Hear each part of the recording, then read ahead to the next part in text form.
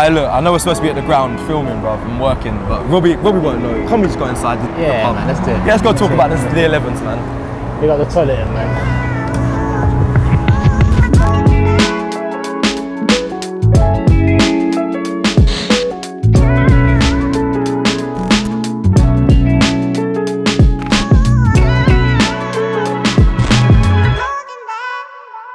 Yes, my people, welcome back to AFTV. I'm joined with Turkish here. What's going on, bro? We're going to pick up the juice. What are you drinking? A little Coke. Yeah, an apple juice. Look at us in the pub drinking Coke and apple juice. But I did ask for the fish and chips, but certain men are asking me what I want. I tell them what I want, and they're saying chill out. You can't win. You can't win. What do you expect? I can't give you no buffet here. Listen, we're here to talk. We're here to talk. Before we get into it, I'm shooting box to box with Ryan. This guy from the bar says, "Do you want anything?" I said, "What's the menu saying? Let me get a fish and chips or maybe a burger and chips." And then he tells me to chill out.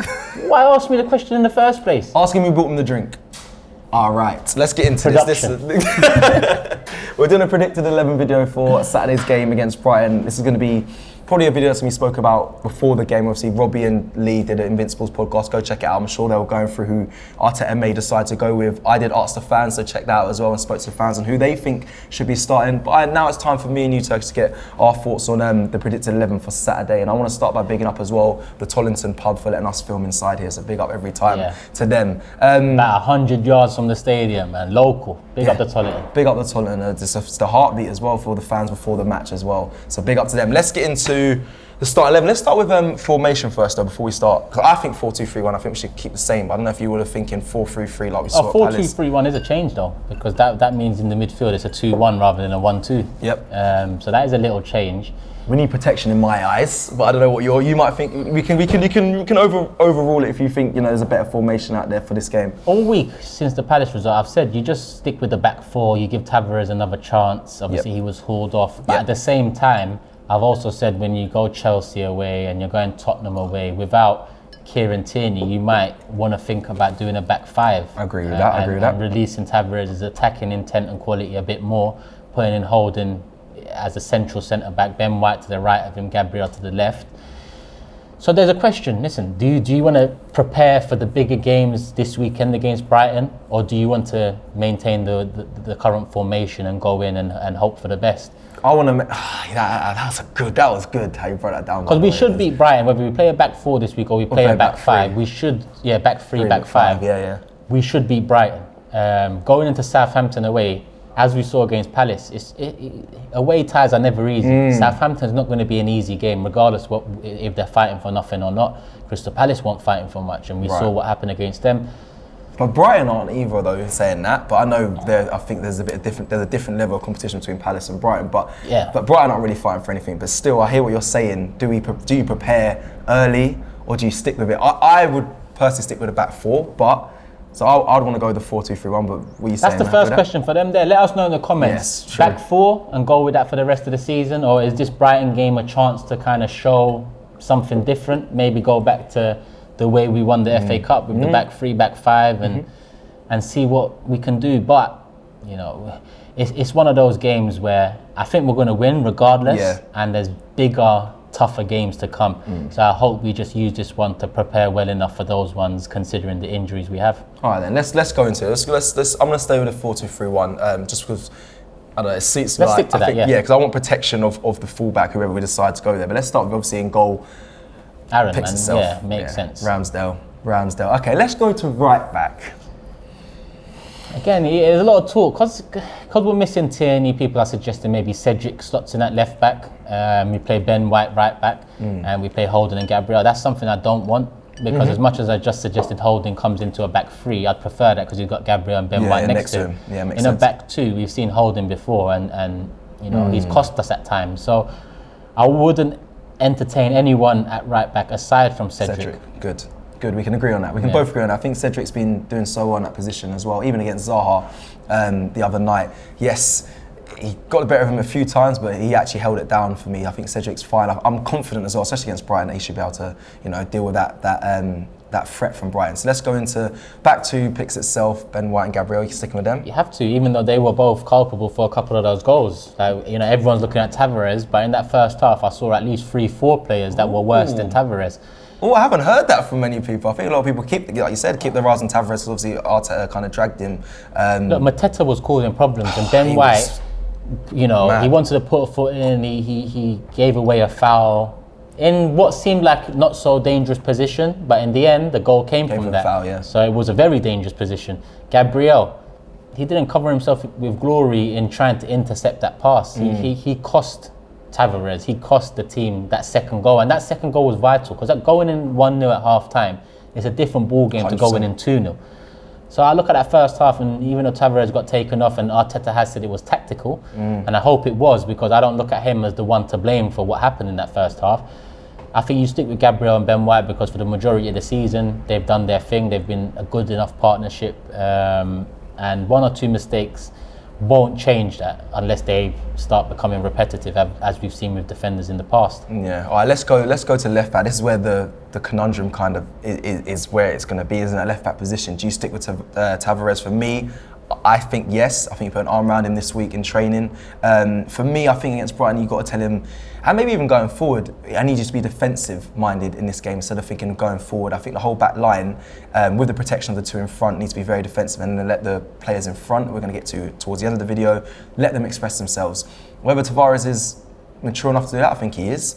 That is down to Arteta to get the best out of him and say be more defensive. But are you thinking of someone else to go left back? Do you think Xhaka can go there? No. Or Saka, but everyone keeps shouting about putting Saka there. But Tavares is left back. Okay, cool. And if he's not left back, he's left wing back. That's how I see it. If Partey was still around, I still wouldn't entertain Xhaka left back because I just don't think he's mobile enough in that position. Yeah. But at the same time, I'd probably understand it more. But Partey's not available. Yeah. So you can't really take Xhaka out of the middle. No. Even though I've been a big critic of his over time, what he's done with Thomas Partey this season, he's formed somewhat of a, not solid partnership, but a dependable partnership, I'd say. Is that due to him playing more higher up the pitch, though? Of course. And that's where there's not mistake. That could be a problem. I mean, if we go back to Xhaka sitting in front of the defence, you make mistakes in that position in front of the defence, it's going to cost you a lot more than making a mistake in and around the final third. And credit to Arteta for making that little change, which has gone a long way over the last few weeks and months. But Tavares left back, if we do a back five, left wing back, like I said, I think he was hard done by. I think a lot of the criticism is harsh. At the same time, you look back when he was keeping Kieran Tierney out of the team earlier in the season, a lot of Arsenal fans were saying, does Tierney come back straight in? For me, Tierney always comes straight back in because Tierney you're a big fan of him. Is a captain for me. He is the Arsenal captain as long as even he can with stay his injury injury-free. record, Turkish, like that's got to be said. Like he's so picks up injuries so often. When I first suggested Tierney should be captain in December after the Oba got stripped, a lot of people said, but does he play enough games? Yeah. And that was the main argument against Tierney being captain. And ever since that moment, till the Palace game, he's been fit, he has. Dependable, efficient. He's been at least 7 out of 10 every game. Then he gets injured. And it's not only an injury that's going to miss 1 or 2 games, it's the rest of this season.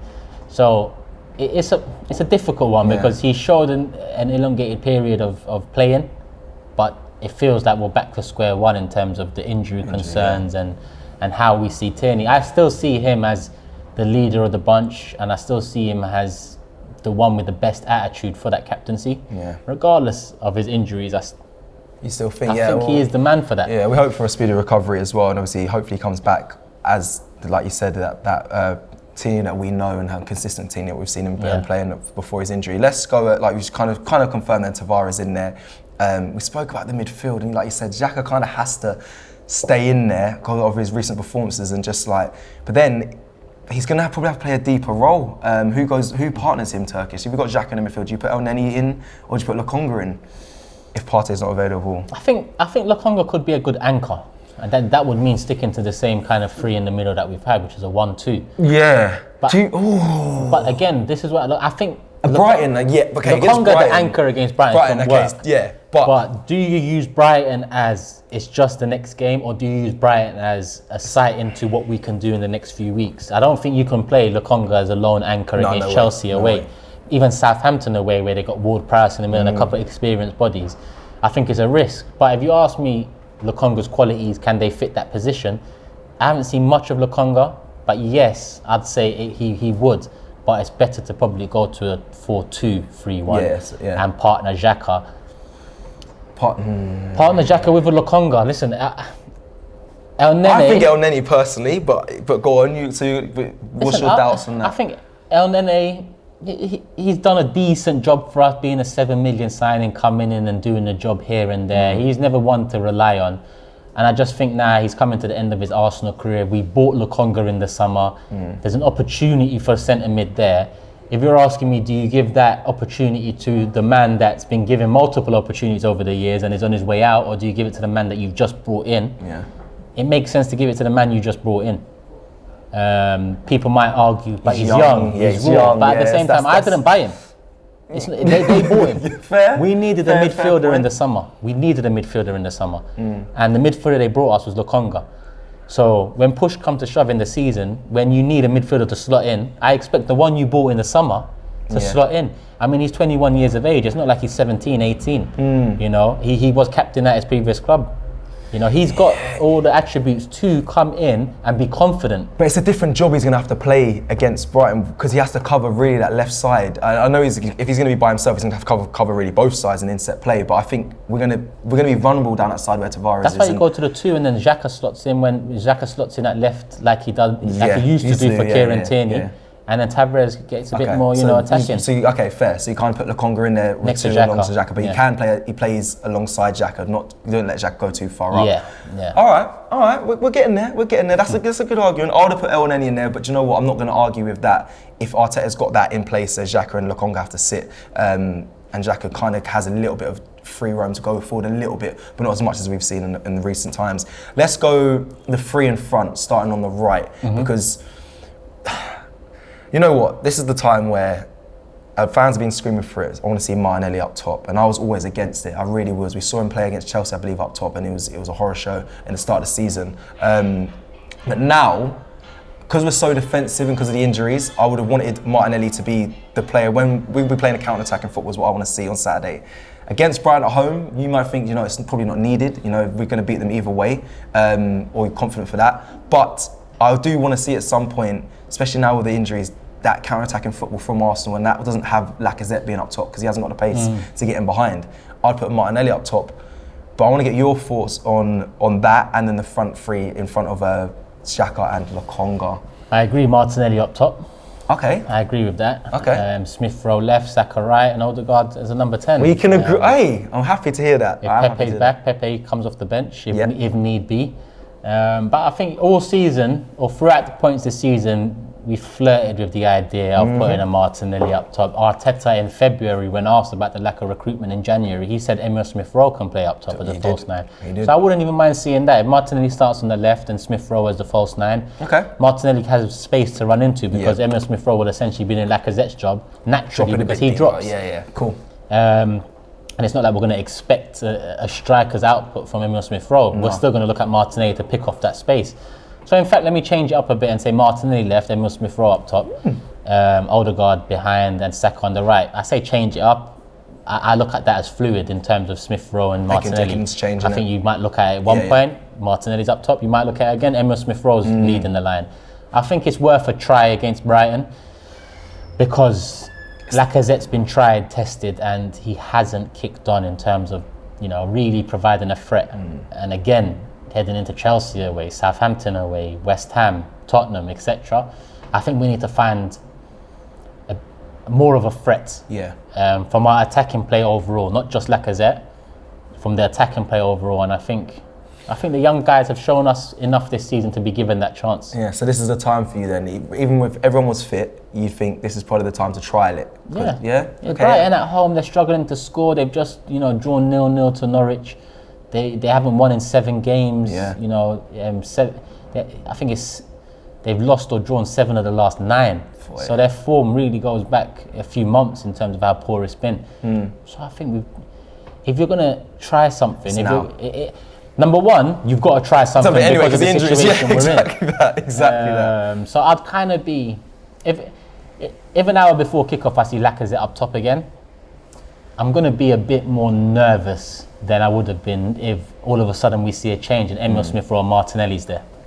I'll be a bit more intrigued, a bit more curious, and a bit more confident if I see them 4 youngsters, you know, leading the line. Yeah, I am going to agree. I remember there was times at the start of the season where Arteta was saying in training, he'd been training with Martinelli in striking and finishing. That's what they were looking at, maybe putting him into the striker role. We never really saw it after that Chelsea game too much. But again, I think this now is the time. There's no other time because of the injuries, what's been forced upon, and Lacazette really isn't really scoring from open play and doing the business up top. Apart from I have praised him for what he has done bringing other players, but with Partey being out, who kind of allows those players to get involved in the attack, we kind of have to change the style of play of us and kind of really play counter-attacking football, which I wouldn't be angry at seeing if that's the case, as long as we get the job done, and that's what we need to see for Arsenal, especially if we want this top 4. So I didn't think about Smith Rowe going up top in the false 9. I'd rather see Martinelli there, but I'm not going to be furious if I did see him up top there in the position. Even if Martinelli started up, like we said, you'd see it change, interchange and throughout the game, and whichever one works better, you'll probably see that for the majority. I want Martinelli to run into a bit of space, and when you're leading the line as a lone striker, you don't tend to get as much space. But if you're there to hold drifting in from the left, and then Emile Smith-Rowe's taking at least one defender out of that back line, you have some space to pick off. That's how I see it. Yeah. So overall, I just want to see something different now. Yeah, I think now's the time as well. It has to happen soon. We have to see it because there's a tough games coming up. It's literally crunch time for Arsenal and that top 4 race. But that is our predicted 11 for Saturday against Brighton. Let us know obviously in the comments who you think Arteta will go with. Don't forget to like and subscribe. And again, let me just say thank you to Tollington for letting us film here today. We'll see you next time. Peace.